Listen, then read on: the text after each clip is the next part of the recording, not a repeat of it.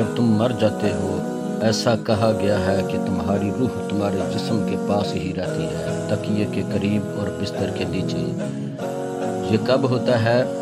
جب تمہارا غسل دیا جا رہا ہوتا ہے، کفن پہنایا جا رہا ہوتا ہے اور جب تمہیں قبر میں رکھا جاتا ہے تمہاری روح دوبارہ تمہارے جسم میں واپس آ جاتی ہے۔ جب لوگ تمہاری قبر سے واپس چلے جاتے ہیں تو تم یوں جاگتے ہو جیسے نیند سے اٹھے ہو۔ تم 3 بار کوشش کرتے ہو بیٹھنے کی، لیکن بار بار تمہارا سر قبر کی دیوار سے ٹکرا جاتا ہے۔ تمہیں ایک دم احساس ہوتا ہے کہ یہ سب کچھ معمول کے مطابق نہیں۔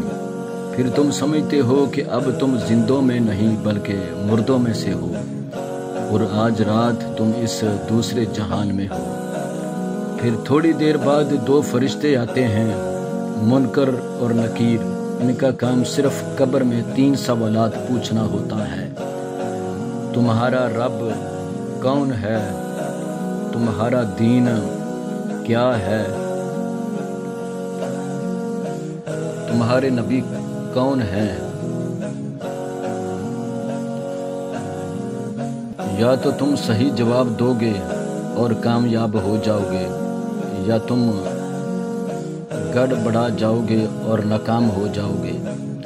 پھر تمہیں ایک جگہ لے جایا جاتا ہے جسے برزخ کہا جاتا ہے۔ یہ ایک ایسا مرحلہ ہے جہاں 2 دروازے ہوتے ہیں، ایک دروازہ جنت کی طرف، دوسرا دروازہ جہنم کی طرف۔ وہیں تم قیامت کے دن تک انتظار کرو گے، پھر حساب و کتاب کے بعد فیصلہ ہوگا کہ تم جنتی ہو یا جہنمی۔ اور کبھی کبھار تمہارے رشتہ دار، دوست، احباب تمہیں قبر پر آ کر یاد کریں گے۔ کہا گیا ہے کہ ایک فرشتہ آئے گا اور تمہیں اطلاع دے گا، تمہارے بیٹے نے تمہیں سلام بھیجا ہے، تمہاری ماں، تمہاری بیوی یا بیٹی آئی ہے۔ تب تمہاری روح قبر کی مٹی کے اوپر آ کر ان کی باتیں سنے گی، ان کے قدموں کی آہٹ محسوس کرے گی۔ یاد رکھو، میں نے یہ سب پہلے اپنے لیے لکھا، پھر تمہارے لیے، تاکہ ہم اپنے گناہوں سے توبہ کر لیں، زندگی کی حقیقت کو پہچانیں۔ یا اللہ، ہمارے گناہوں کو معاف فرما، ہمارے خاتمے کو بہتر فرما، آمین۔